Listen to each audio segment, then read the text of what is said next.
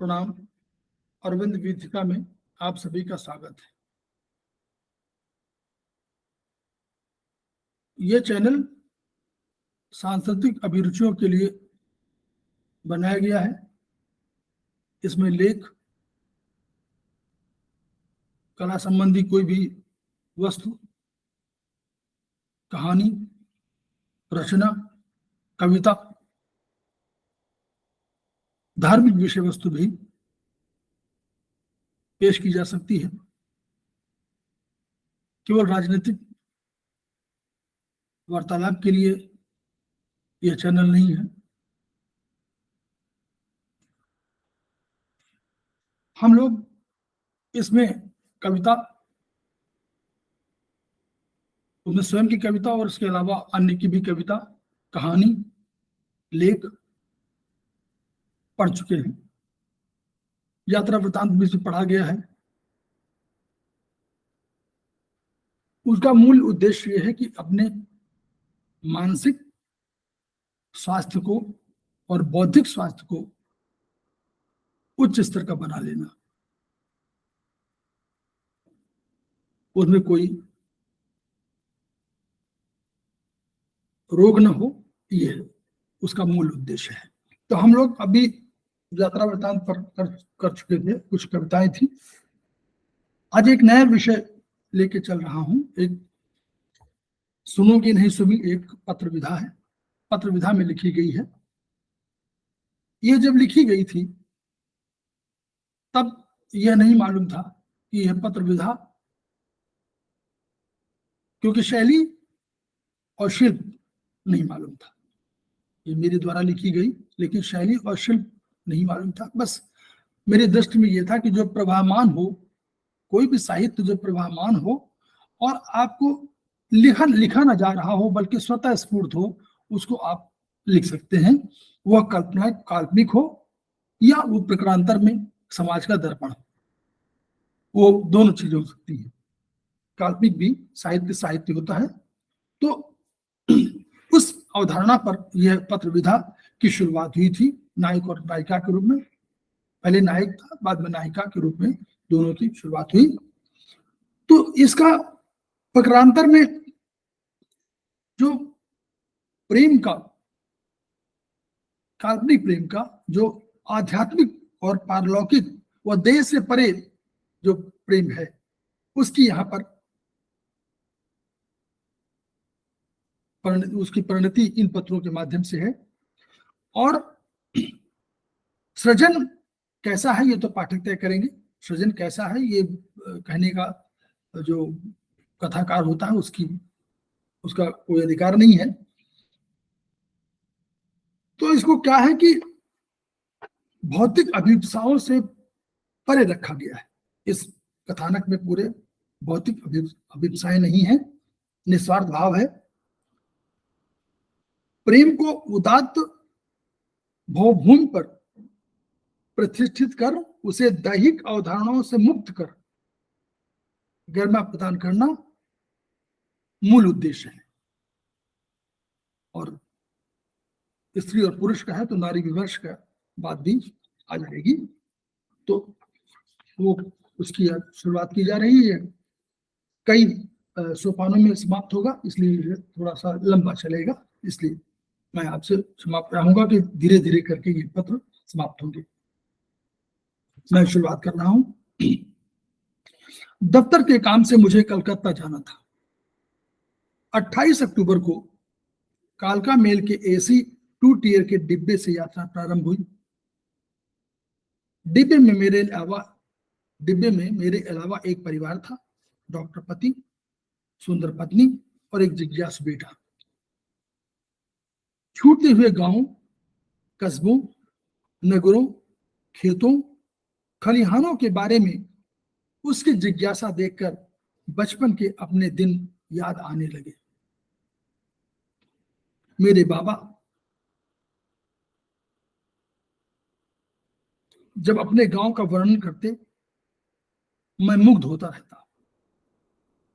मेरे बाबा फतेहपुर जिले के एक छोटे से गांव घनघौल के निवासी थे।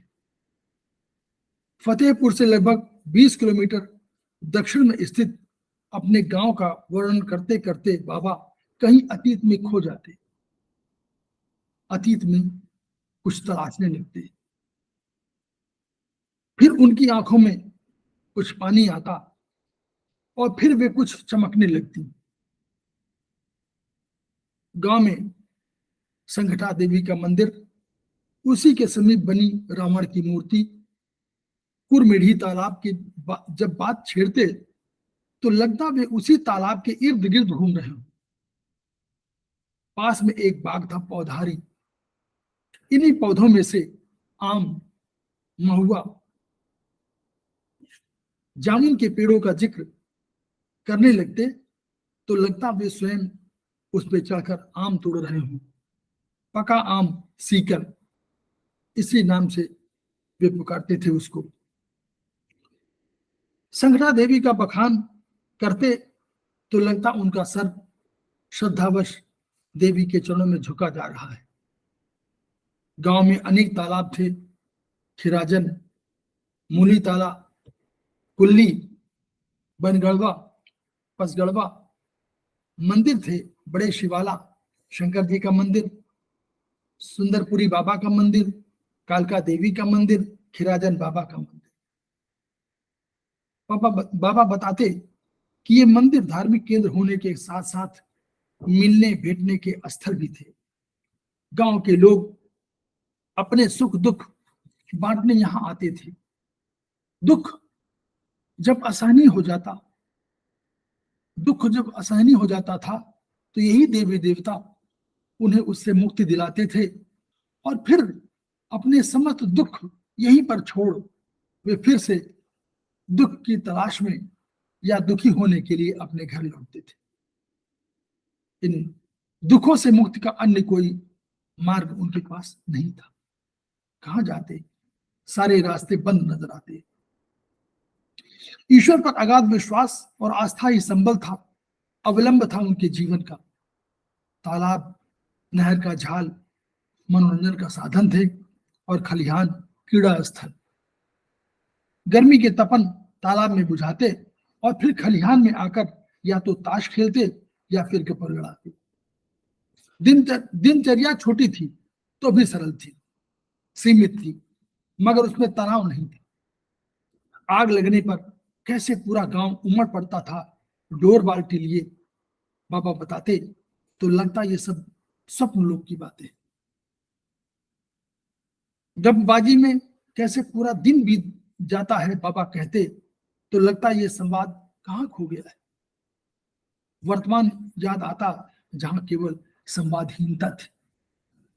रामलीला, राम रावण युद्ध, देवी पूजा, नौटंकी, होली मिलन, ईद मिलन और दशहरा मिलन जब होता तब लगता सारा गांव चचा भतीजा, बाबा नाती, चाची भतीजी, भैया भौजी के संबंधों में बट गया है।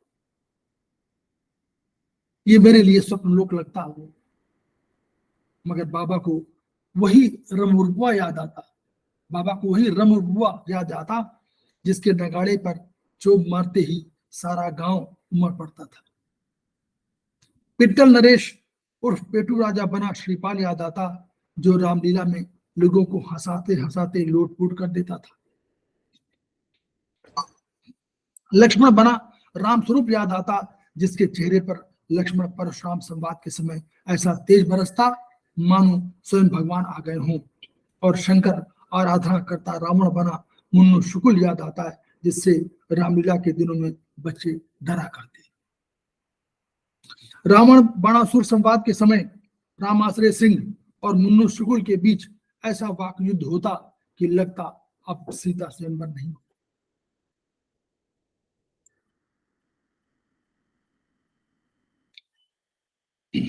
रावण बाणासुर संवाद के समय रामाश्रय सिंह और मुन्नू शुक्ल के बीच ऐसा वाक युद्ध होता कि लगता अब सीता स्वयंवर नहीं होगा। निरीह जनकराज एक कोने में खड़े प्रतीक्षा करते कि कब यह लड़ाई बंद हो, अब और कब गुरु विश्वामित्र शहर से आए राम को अजगव तोड़ने का आदेश दे। कैसे बंधुआ में खिचड़ी का मेला लगता और आसपास के सभी गांवों के लोग उमड़ पड़ते। दंगल में आकर पहलवानों में एक दूसरे से बदी होती, कैसे नागा बाबा के आगमन पर नर नारी इकट्ठे होकर बाबा का चरण चापते और अपना परलोक संवारते, बाबा का आशीर्वाद पाते। कैसे खिसान की लड़ाई में रहमान जादू से लाठी बांधने की बात कहकर जाता और सर पर खून सना अंगोछा बांधे लौटता। ये बताते बताते बाबा आत्ममुग्ध हो जाते और मैं मुग्ध। सत्यनारायण की कथा का जिक्र जब छुड़ता तब बाबा को राम कुमार महाराज याद आते, जो 20 आना से लेकर 5 रुपया तक में कथा कहते थे। गांव में कुरमड़ी के बगल में एक पखवाड़ा का विशाल पशु मेला जब लगता, तब कैसे शिवमंगल चाचा एक एक आदमी एक एक जानवर का हिसाब रखते, एक एक जानवर की विशेषताएं जानते, लोगों को बताते, बिकवाते। यह सुन सुनकर मुझे बहुत आश्चर्य होता। गाड़ी किसी स्टेशन पर रुक गई थी, मेरे कानों में एक नारी स्वर पड़ा और तभी मैंने आंख उठाकर देखा, और ये क्या ये मेरी सुमी है? वही गहरी झील सी आंखें, वही बोलती सी आंखें, बोलते हुए हंसती सी आंखें, वही गहरे काले लंबे बाल, वही सुंदर देहयष्टि, वही सुतवासी नाक और वही लंबी छरेरी काया, जिस पर हल्की नीली रंग की साड़ी किसी इंद्रधनुषी वातावरण की सृष्टि करती हुई सी। परंतु नहीं, यह संभव कहां? वो तो सिर्फ मेरे ख्यालों में है। गाड़ी किसी स्टेशन को पार कर रही थी, मैं अपनी बर्थ पर लेटकर अतीत को कूरेद रहा था। बहुत सी घटनाएं गड्ढमड्ढ हो रही थी।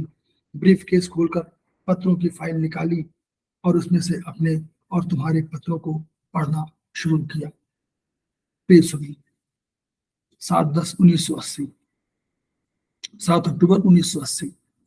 प्रिय सुनी, तुम जितनी तेजी से मुझे मिली थी, शायद उतनी ही या उससे अधिक तेजी से बिछुड़ती चली गई। समय चक्र की परिधि न मुझे तुम्हारा हाथ पकड़ा सकी और न मैं तुम्हें और तुम्हारे दामन को अपने आंसुओं से पूरी तरह भिगो सका। इसके पहले ही, हाँ बहुत पहले ही, तुम चली गई। तुम्हारी याद एक नासूर की तरह रिस रही है। तुमसे मेरा संबंध बहुत पुराना तो नहीं था, मगर इतना नया भी नहीं था कि तुम्हें इस अवधि में नाम न दे पाता या कि तुम्हें अनाम रख पाता। तुम मेरे लिए नाम बन गई थी, एक शब्द की, एक अर्थ की, एक भाषा की, एक मन की और एक प्राण की, सशरीर और सास्तित्व। कभी कभी किसी संबंध को नाम दे सकना एक त्रासदी होती है, ये सोचते हुए कि संबंधों का सिलसिला कितनी दूर फैला है, बाहरी आवरण लिए हुए बाहरी संसार में और भीतरी आवरण लिए हुए मन के संसार में। फिर भी मैंने तुम्हारे और अपने बीच पनपे, जन्मे और फैले संबंध को एक नया नाम दिया था, जो कि बहुत पुरानापन लिए हुए भी बहुत नया था। इतना नया कि इसके पूर्व अजन्मा था इस कलुषित और वासनामय संसार में। तुम्हें खोने का दुख इतना अधिक नहीं है जितना कि तुम किस तरह खोई इसका। सबसे अधिक इच्छित वस्तु की प्राप्ति न हो सकना शायद जीवन की अनिवार्य व्यवस्था है, और इसलिए यह होना था, ब्रैकेट में तुम्हारा खो जाना या तुमसे बिछुड़ जाना।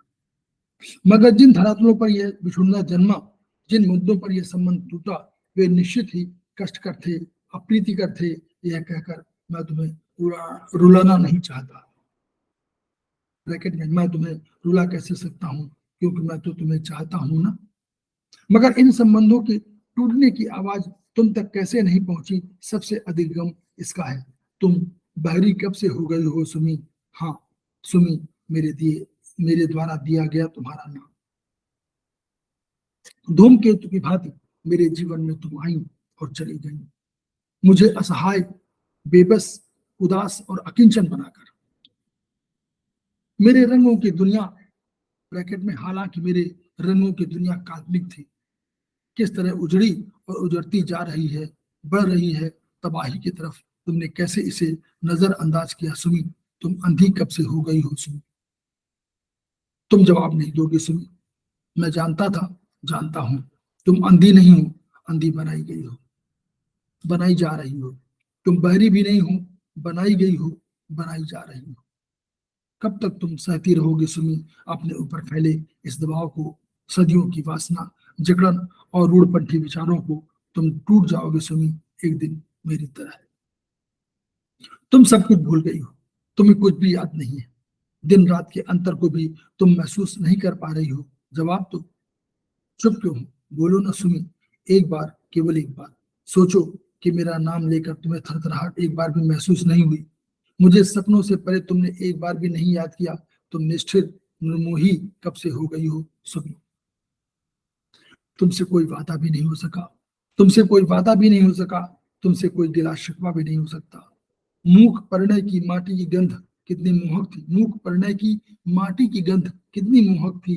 अनकहे संबंधों का सिलसिला कितना व्यापक और उदार था, और परंपरा विहीन रिश्ते कितने मधुर थे, प्रिय थे, रुचिकर थे, मन को प्यारे लगने वाले।